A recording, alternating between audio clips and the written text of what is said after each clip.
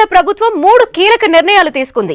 మాదక ద్రవ్యాల రహిత రాష్ట్రంగా తెలంగాణను మార్చే దిశగా అడుగులు వేస్తున్న సర్కార్ హుక్కా సెంటర్ల నిషేధం బిల్లును తీసుకొచ్చింది.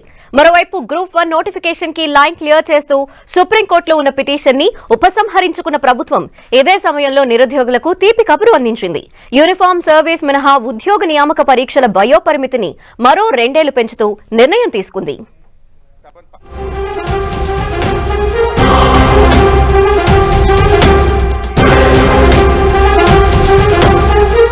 తెలంగాణలో హుక్కా సెంటర్లపై నిషేధం విధిస్తూ ప్రభుత్వం నిర్ణయం తీసుకుంది. ఈ మేరకు సర్కార్ ప్రవేశపెట్టిన బిల్లుకు ఉభయ సభల్లో ఆమోదం లభించింది. ఫిబ్రవరి 4న జరిగిన కేబినెట్ భేటీలో ఈ నిర్ణయం తీసుకున్న ప్రభుత్వం సోమవారం బిల్లును ప్రవేశపెట్టింది. ఉభయ సభల్లో మంత్రి శ్రీధర్ బాబు ప్రవేశపెట్టిన బిల్లు ఎలాంటి చర్చ లేకుండా ఏకగ్రీవంగా ఆమోదం పొందింది. ఇక నుంచి రాష్ట్ర వ్యాప్తంగా హుక్కా సెంటర్లను మూసివేయడంతో పాటు ధూమపానం, పొగాకుకు సంబంధించిన ఎలాంటి ప్రకటనలు ఇవ్వకూడదు. ఇక హుక్కాకు సంబంధించిన ఉత్పత్తులను కొనడం గాని విక్రయించడం గాని నేరమవుతుంది.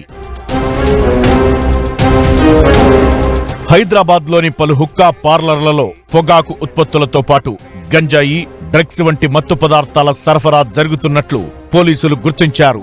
దీనికి తోడు డ్రగ్స్ కేసుల్లో పట్టుబడుతున్న యువకుల్లో ఎక్కువ మంది హుక్కా సెంటర్లకు వెళుతున్నట్లు గుర్తించిన ప్రభుత్వం దీన్ని కట్టడి చేయాలని నిర్ణయం తీసుకుంది.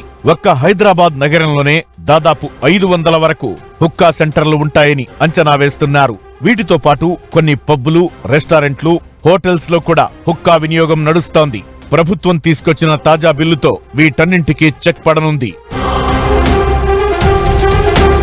ఇక తెలంగాణలో గ్రూప్ 1 నోటిఫికేషన్ కు లైన్ క్లియర్ అయింది. ఈ మేరకు గతంలో సుప్రీంకోర్టులో టీఎస్పీఎస్సీ వేసిన పిటిషన్ ను ఉపసంహరించుకుంది. తెలంగాణలో ఇప్పటికి 2 సార్లు గ్రూప్ 1 పరీక్ష రద్దయింది. రెండోసారి హైకోర్టు తీర్పును సవాల్ చేస్తూ గత ప్రభుత్వం ఆదేశాల మేరకు టీఎస్పీఎస్సీ సుప్రీంకోర్టుకెళ్లింది. అయితే కొత్త ప్రభుత్వం ఆదేశాల మేరకు టీఎస్పీఎస్సీ ఆ పిటిషన్ ను ఉపసంహరించుకుంది. గ్రూప్ 1లో గతంలో ఖాళీగా ఉన్న 503 ఖాళీలకు అదనంగా మరో 60 పోస్టులు పెంచుతూ ఇటీవల కాంగ్రెస్ ప్రభుత్వం నిర్ణయం తీసుకుంది. దీంతో మొత్తం 563 పోస్టులను భర్తీ చేసేలా త్వరలోనే నోటిఫికేషన్ ఇచ్చేందుకు టీఎస్పీఎస్సీ సిద్ధమవుతోంది.